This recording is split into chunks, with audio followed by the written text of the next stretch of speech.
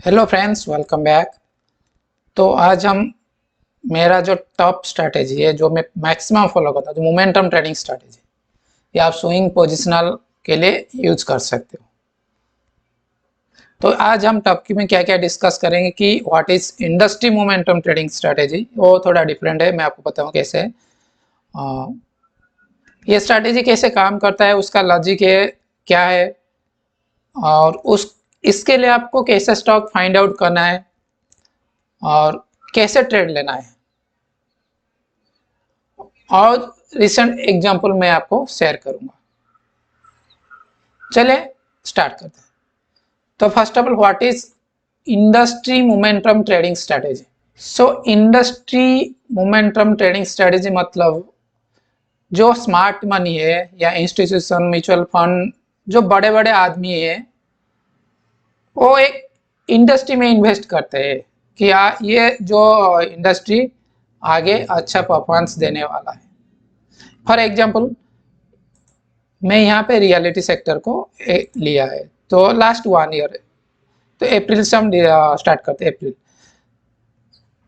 तो अप्रैल से जब इंडेक्स ने, तो इंडेक्स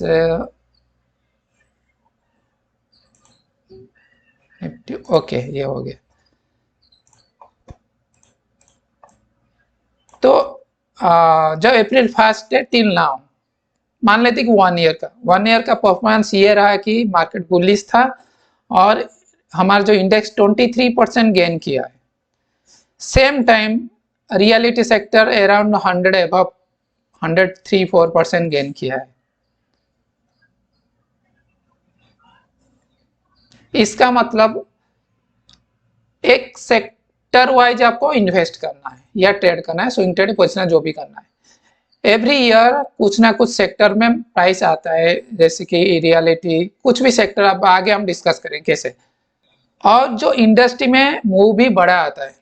आप पर्टिकुलर स्टॉक स्पेसिफिक जाओगे, मोमेंटम उतना नहीं हो सकता है, बट आप इंडस्ट्री एक सेक्टर को फॉलो करोगे, उसका अच्छा स्टॉक पिक करोगे तो आपको मोमेंटम भी ज़्यादा आएगा, बड़ा टारगेट भी आ जाएगा। तो एवरी ईयर कुछ ना कुछ सेक्टर रोटेशन होता रहता है, आपको एक मोमेंटम सेक्टर को फॉलो करना है। ऐसे ही अगर आप 3-4 सेक्टर मिल जाएगा एवरी ईयर, तो आपको अच्छा पैसा दे देगा। Then how industry momentum trading strategy work, ये कैसे काम करता है।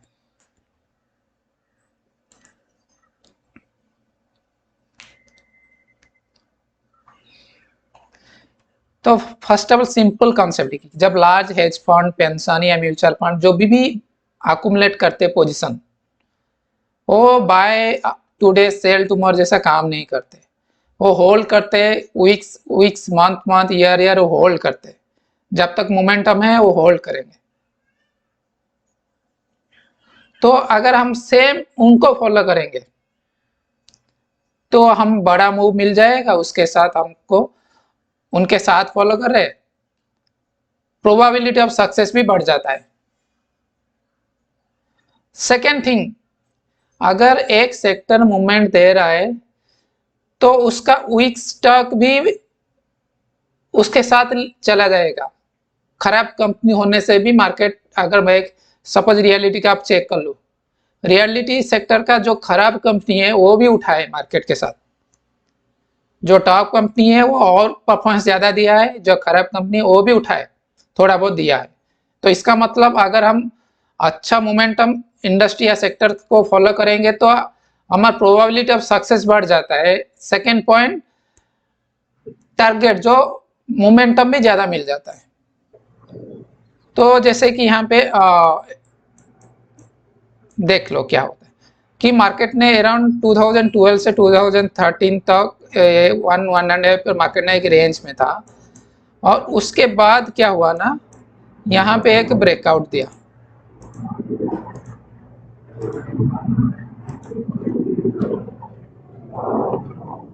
तो जो भी ऑपरेटर है, large hedge fund, pension, mutual जो भी है, वो अकुमुलेशन किए, उसके बाद मोमेंटम स्टार्ट हुआ।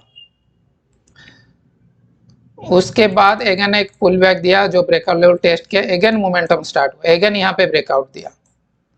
और देखो कि यहाँ पे मोमेंटम कैसा है।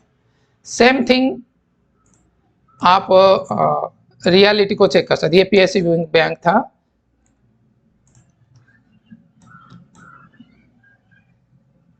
रियलिटी भी चेक कर। ये मल्टी ईयर ब्रेकआउट दे यहाँ पे,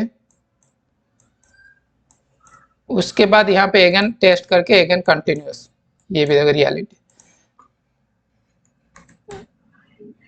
अभी रिसेंटली फार्मा सेक्टर ने देखो, ये अक्मुलेशन हो रहा था, रीअक्मुलेशन, ब्रेकआउट किया, अगेन टेस्ट किया, again momentum.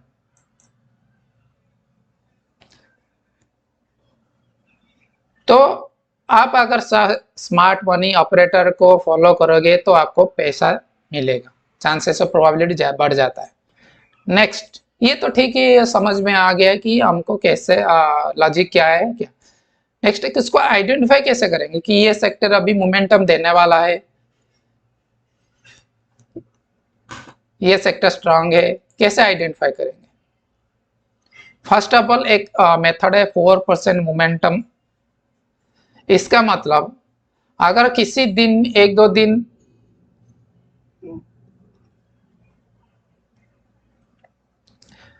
Maximum stock from an industry, एक ही सेक्टर या इंडस्ट्री से मैक्सिमम अगर 4% मूव देता है तो कुछ तो है, क्योंकि मैक्सिमम स्टॉक एक ही इंडस्ट्री से मूव दे रहा है मतलब कुछ तो है, और कुछ ब्रेकआउट कर रहा है, जो 20 डेज हाई या शॉर्ट टर्म रेजिस्टेंस ब्रेकआउट कर रहा है, तो उसको हम फॉलो करना है। तो उसको कैसे ट्रेड करेंगे, अगर वो सेक्टर को चाहे अगेन रिमेनिंग स्टॉक को चेक करेंगे कि और कुछ जो बाकी ब्रेकआउट देने के लिए रेडी है, बाकी है, तो उसको हम ट्रेड करेंगे। इसका एग्जांपल मैं आगे में दूंगा कैसे।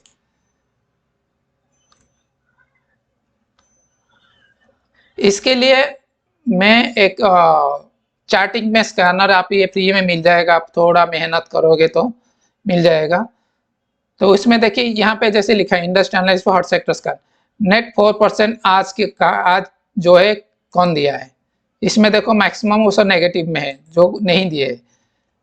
जैसे कि 2 days back 33% amusement park, compressors, ये नहीं। ऐसे ही आपको एक एक सेक्टर का, ये सारे सेक्टर है, सारी इंडस्ट्री है, सारे इंडस्ट्री का मिल जाएगा। तो इसमें से मैक्सिमम एक क्या कहता है 50%, 60%, अगर कुछ भी सेक्टर से इंडस्ट्री से मिल जाता है, तो इंडस्ट्री को हम जाके चेक करेंगे कि इंडस्ट्री के रिमेनिंग स्टॉक क्या कर रही है, और उसमें से जो बेस्ट सेटअप है उसको पिक करके हम ट्रेड करेंगे। नेक्स्ट, आप मैनुअली चेक कर सकते हो, अगर आपको ये प्रोविजन नहीं है तो ये भी आप मैनुअली सेक्टर सिलेक्शन कर सकते हो। कैसे, सेम थिंग आपको सपोज यहाँ पे मैं फार्मा सेक्टर को मैं एक्चुअली, यहाँ पे फार्मा ने ब्रेकआउट दिया, तो ये जब ये ब्रेकआउट दिया तो आप देख नहीं, ये फार्मा सेक्टर अभी एक मोमेंटम आने वाला है, तो रिमेन उसका जो स्टॉक को जाके फाइंड आउट करना है कि जो रेडी है, परफेक्ट सेटअप है, रेडी है, ब्रेकआउट देने वाला है, तो आप उसको पिक कर सकते हो, ट्रैक कर सकते हो। Next, how to trade industry momentum setup. ये तो ठीक हो गया कि हमको कैसे करना है, कैसे स्टॉक फाइंड आउट करना है, अभी ट्रेड कैसे करना है। तो फाइनली हम क्या करेंगे, ये स्टेप बाय स्टेप प्रोसेस। तो industry momentum setup same like आप जो स्टॉक में ट्रेड करते हो, ब्रेकआउट, पुल बैक, जो भी जैसे करते हैं, बट द डिफरेंस है कि हम पहले इंडस्ट्री या सेक्टर को पिक करेंगे, उसके बाद हम उसका स्टॉक को पिक करेंगे। मतलब यहाँ पे हम टॉप डाउन एनालिसिस करेंगे, पहले सेक्टर, इंडस्ट्री, या उसके बाद स्टॉक। हम पहले स्टॉक को सिलेक्ट नहीं करेंगे। तो यहाँ का प्रोसेस ये है कि फर्स्ट हम आइडेंटिफाई करेंगे कि कौन सा इंडस्ट्री मोमेंटम में है।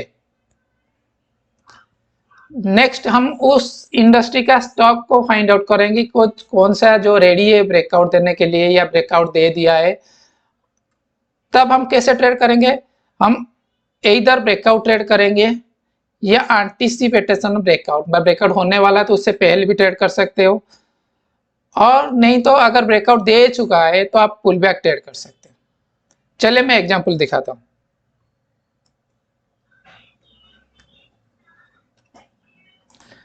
तो पहले स्टार्ट कर देते कि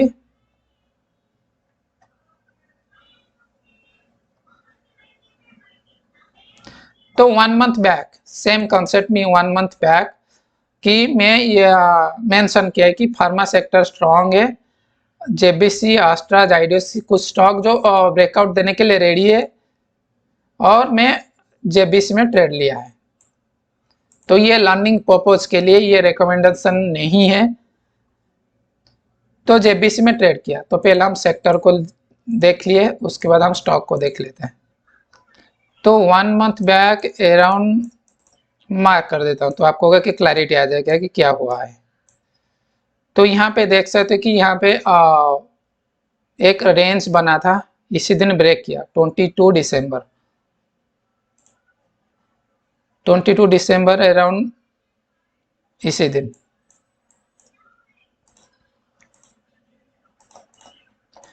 तो यहाँ पे लॉजिक था कि सपोर्ट से रिजेक्शन लेके ये रेजिस्टेंस उसी दिन ब्रेक कर रहा है।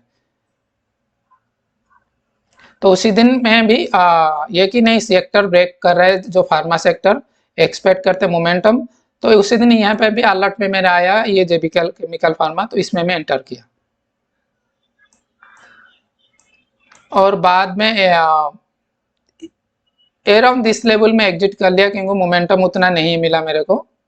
सेकेंड पॉइंट था कि दूसरा फार्मा सेक्टर में एंटर किया था मैं, जीएलएस, क्योंकि एक ही सेक्टर से 10 स्टॉक लेना ठीक नहीं है, तो इसको एग्जिट करके दूसरा में मैं ले लिया ये जीएलएस में। जीएलएस में सेम कॉन्सेप्ट, जैसे कि आप जेबी केमिकल में ब्रेकआउट था, यहाँ पे भी सेम ब्रेकआउट थे, ये सेकेंड जान को था, तो इसमें एंटर किया। तो उसके बाद 2 स्टॉक ऑलरेडी पोर्टफोलियो में आ गया एक ही फार्मा सेक्टर से, तो एक को एग्जिट कर लिया मैं, क्योंकि उसमें मोमेंटम उतना मेरे को अच्छा नहीं लगा और इसको होल्ड किया। इसमें आपको दे सकते हो क्या यहाँ पे उसके बाद देखो नेट 4% टर्न बेरिश, जो कि मैं मिड टर्म मेरे इंडिकेटर है कि मार्केट पुल बैक या रिवर्सल हो सकता है। और सेकेंड थिंग कि मार्केट बेरिश होता है तो pharma sector generally strength show करता है, तो उस टाइम में ओनली जीएल स्टॉक होल्ड किया है, मेंशन किया है। मार्केट के हिसाब से आपको इमीडिएटली, मतलब आपको जितना जल्दी हो आपका व्यू चेंज करना बेस्ट ऑप्शन है। तो उस टाइम में ओनली 1 स्टॉक जीएलएस, तो ये एग्जिट करके ओनली जीएलएस को होल्ड किया था मैं। तो ये फार्मा का हो गया। नेक्स्ट है और एक एग्जांपल हम ले लेते हैं रियलिटी का।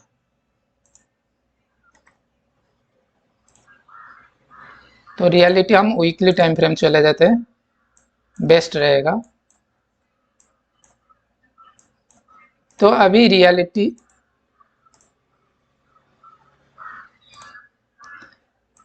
का स्टॉक हम चेक कर लेते हैं, देखो कैसे मूवमेंट देता है मार्केट के साथ अगर आप स्टॉक को फॉलो करेंगे तो अराउंड ये सेम टाइम जब ये रेजिस्टेंस ब्रेक कर रहा है किया, तब ये स्टॉक भी रियलिटी का है, वो भी ब्रेक किया है सेम टाइम, और मार्केट ने अराउंड 770 लेवल से 1200 तक मूवमेंट दे दिया मार्केट के साथ, ये मूवमेंट दिया, ये भी मूवमेंट दिया।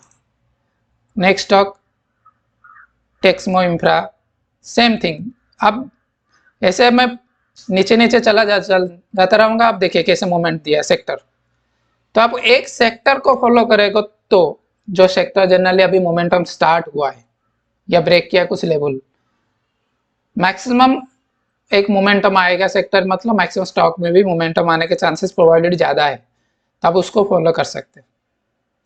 जैसे कि नेक्स्ट पीएसयू बैंक देख सकते हो,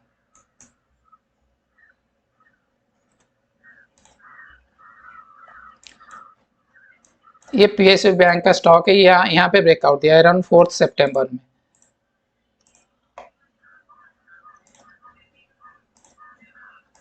तो 4 सितंबर देखो यहाँ पे, हाँ यहाँ पे ये जोन पे ये आईओबी बैंक ब्रेकआउट दिया, सेक्टर में एक मोमेंटम आया, तो यहाँ पे देखो 34 से 70 पे डबल हो गया।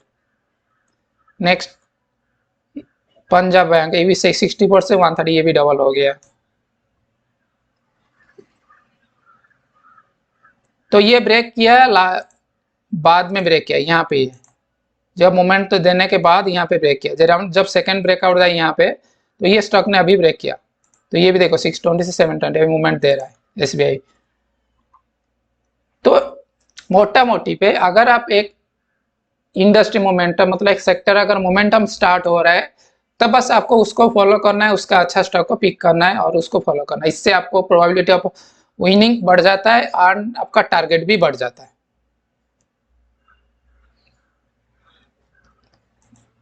मेरे को याद है रियलिटी सेक्टर का